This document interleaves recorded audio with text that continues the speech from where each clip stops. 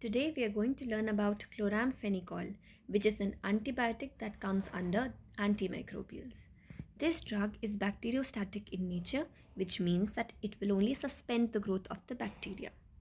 In this video series, we are going to look at antibiotics under 6 different headings, which are mechanism of action, susceptible organisms, resistant organisms, or the method in which resistance is acquired, the pharmacokinetics, adverse effects of the drug,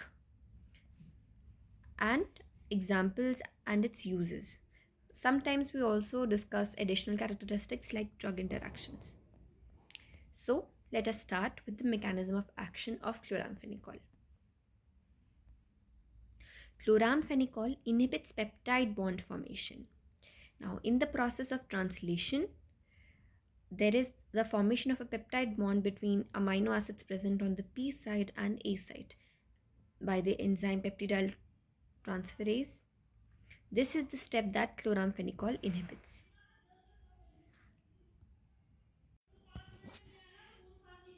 Now let us look at the susceptible organisms. Chloramphenicol is a wide spectrum antibiotic, so it covers many organisms. Starting with gram-positive cocci, we have Streptococcus pyogenes, Staphylococcus aureus, and MRSA or methicillin-resistant Staphylococcus aureus. Gram-positive bacilli included are Bacillus anthracis, Clostridium, Corynebacterium diphtheriae, Listeria, and many more. Gram-negative cocci, we have Neisseria. In gram-negative bacilli, we have Klebsiella and Vibrio cholerae.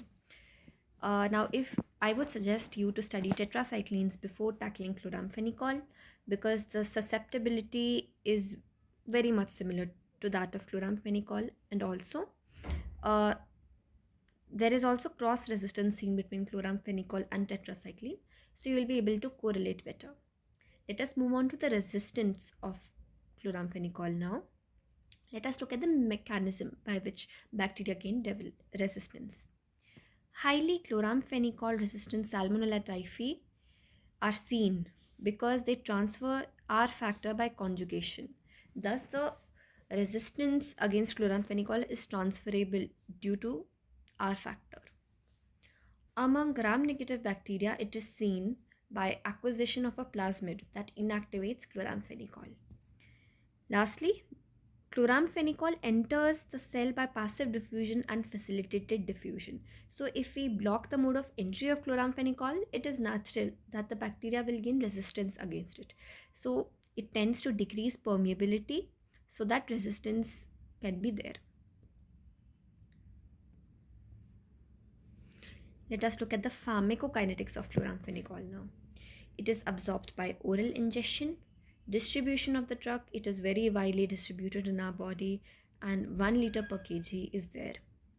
The most important part about the pharmacokinetics of chloramphenicol is that its CSF concentration is almost similar to its plasma concentration. That is, this drug can cross the blood-brain barrier.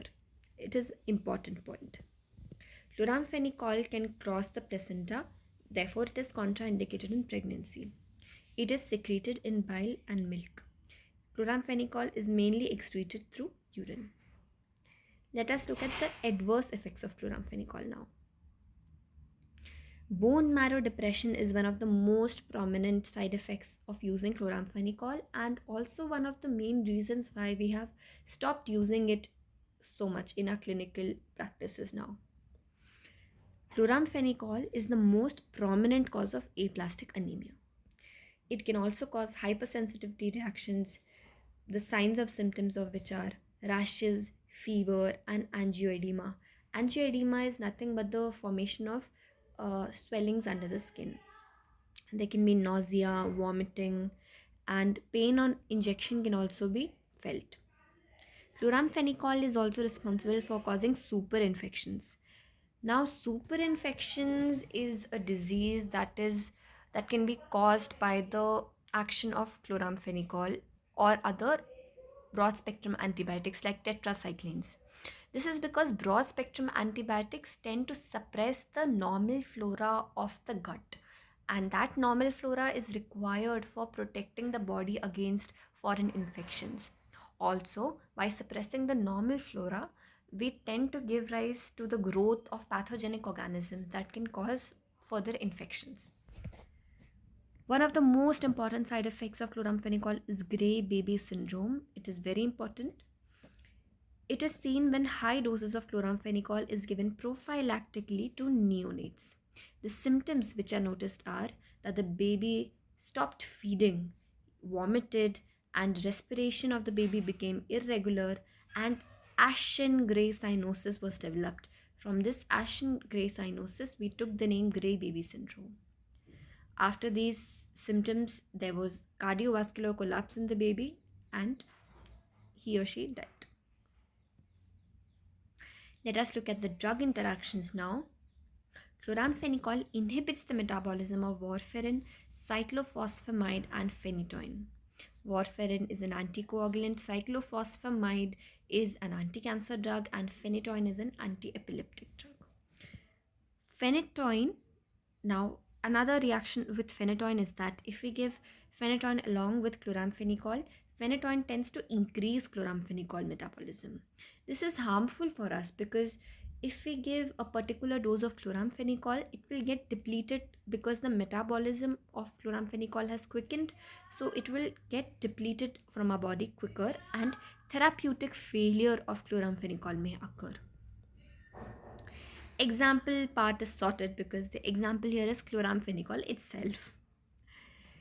Lastly, let us look at the uses of chloramphenicol. It is a second line drug for organisms like Haemophilus influenzae and meningococcal meningitis.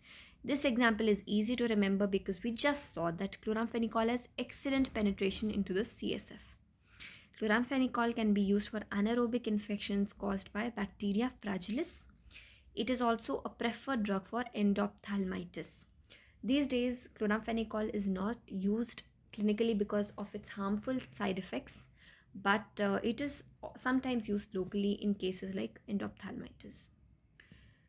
A very important use is enteric fever. Nowadays, chloramphenicol is not used to treat enteric fever, but this is because it is bacteriostatic in nature. It does not destroy the root cause of the infection. Also, it cannot prevent or cure the carrier state, so there is chances of relapse occurring.